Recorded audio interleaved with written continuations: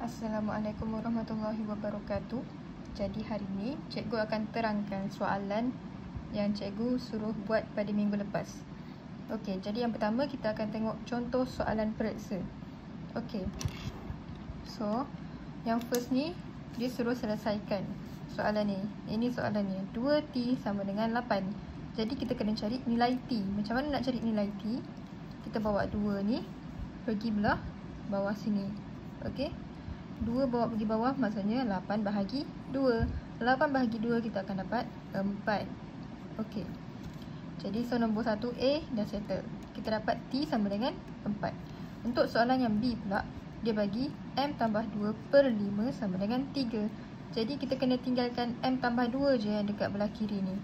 So, yang 5 ni kita bawa naik atas. Okey, 5 bawa naik atas maksudnya 5 darab dengan 3. 5 darab dengan 3 dapat 15. Okey, jadi kita dapat kat sini M tambah 2 sama dengan 15.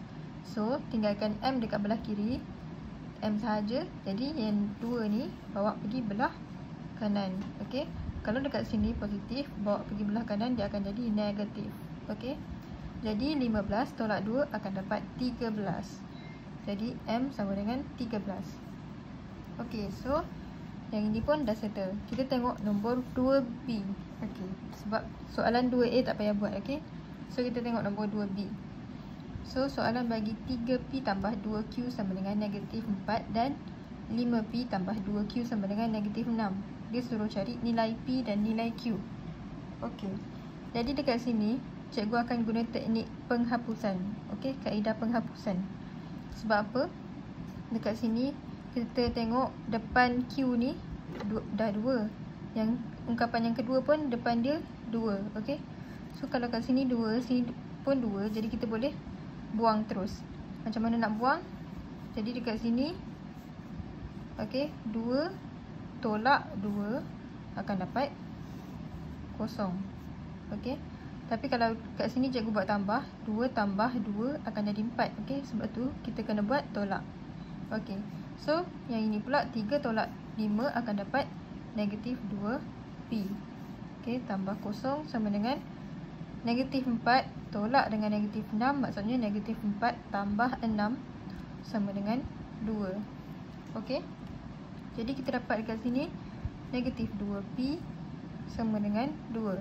Jadi P sama dengan, ni bawa turun bawah, jadi 2 bahagi negatif 2 sama dengan negatif 1.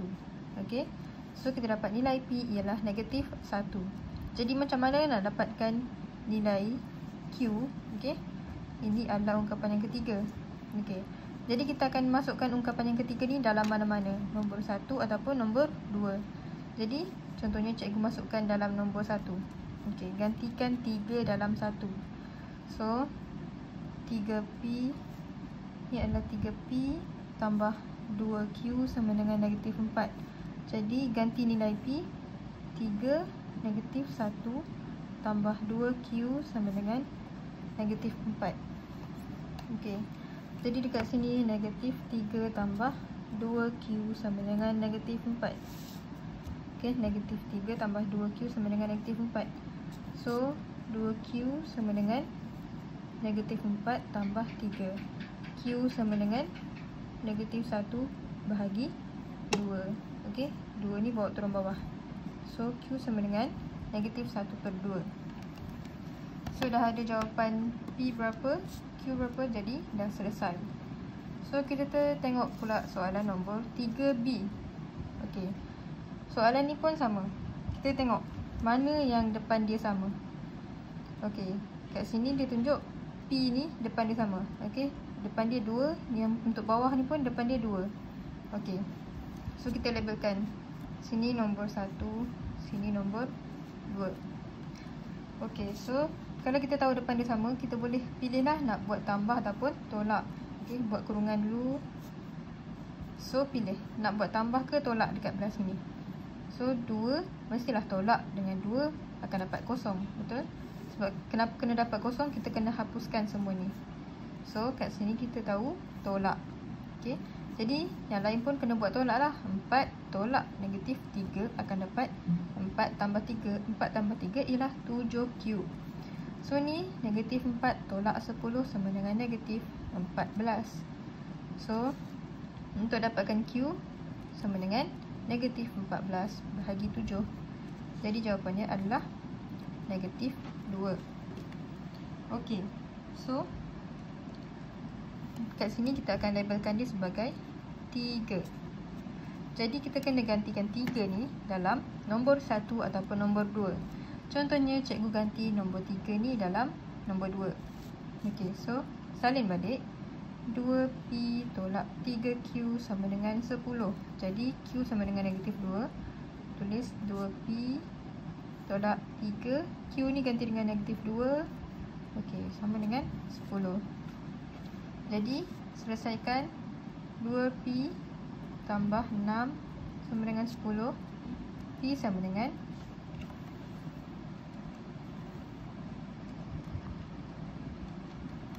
2. Okey, kita akan dapat P sama dengan 2. Jadi kita ada jawapan Q sama dengan negatif 2 dan P sama dengan 2. So nombor 3 pun dah selesai. Jadi kita tengok pula soalan nombor 4. Okey, soalan nombor 4 ni senang je. Dia bagi negatif 9 tambah X sama dengan negatif 12. Dia suruh cari nilai X. Okey, dia suruh selesaikan. Jadi kita tinggalkan X sahaja dekat belah kiri. So cikgu tinggalkan X sahaja belah kiri.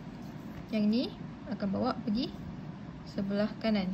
Okey, so ni negatif, bila bawa pergi belah kanan akan jadi positif. Okey, so negatif 12 tambah 9 akan dapat negatif 3. Okey, so ni dah selesai. Kita buat pula soalan yang B. Yang B dia bagi W per 8 sama dengan negatif 7. Dia suruh selesaikan. Maksudnya cari nilai W ni berapa. Jadi kat sini kita kena tinggalkan W sahaja. So bila bahagi bawa pergi sebelah sini akan jadi darab. Jadi negatif 7 darab 8. Okey, so kita akan dapat negatif 56. Inilah nilai untuk W. Okey, so A dah settle, B pun dah settle. Kita tengok pula soalan seterusnya. Okey, soalan ni sama macam nombor 2 dan 3 tadi. Tapi kita tengok depan dia. Depan dia sama tak? Sini 4, sini 2. Okey, M tak sama. Untuk N pula ni 1, sini 3. Ni pun tak sama. Okey, jadi kalau tak sama, kita boleh guna kaedah penghapusan ataupun penggantian. Kita ada dua cara. Kat sini cikgu akan guna kaedah penggantian. Okey, cikgu akan ganti. Okey, so sini kita akan labelkan sebagai 1, sini sebagai 2. So macam mana nak ganti? Daripada nombor 1 ni, pilih mana satu yang depan dia tak ada nombor, tak ada nilai. Okey, jadi cikgu tengok ungkapan 1 ni N dia tak ada nilai dekat depan dia. Maksudnya N dia 1 lah. Okey, kat sini 1. So daripada nombor 1 ni cikgu akan ambil 4M tambah N sama dengan 2. Jadi cikgu nak tinggalkan N sahaja dekat belah kiri. So N sama dengan 2 tolak 4M. So ini adalah kita punya ungkapan yang ketiga. Jadi daripada ungkapan yang ketiga ni kita kena gantikan dekat ungkapan yang kedua. Sebab apa gantikan dekat ungkapan yang kedua? Sebab tadi kita dah ubah ungkapan yang pertama. Okey, so ungkapan yang belum diubah adalah yang kedua. Sebab tu kena ganti ungkapan ketiga ni ke dalam ungkapan kedua. Okey, macam mana nak ganti? Kita salin balik ungkapan yang kedua tu. 2M tolak 3N sama dengan 8. Okey, so tengok ni. Sini nilai dia bagi N sama dengan 2 tolak 4M. So kita kena ganti N sahaja dekat sini. Salin semula. 2M tolak 3. Okey, berapa nilai N? 2 tolak 4M sama dengan 8. Jadi selesaikan sama dengan 2M tolak 3 darab 2, 6. Negatif jumpa negatif jadi positif. 3 darab 4, 12M sama dengan 8. Okey, so selesaikan. Tinggalkan M dekat belah kiri. Sini akan jadi 14M sama dengan 8 tambah 6. Okey, jadi M sama dengan 14M sama dengan 8 tambah 6 ialah 14. Okey, Jadi M sama dengan 14 bahagi 14 sama dengan 1. Okey. So dah selesai. Sekarang kita ada nilai M.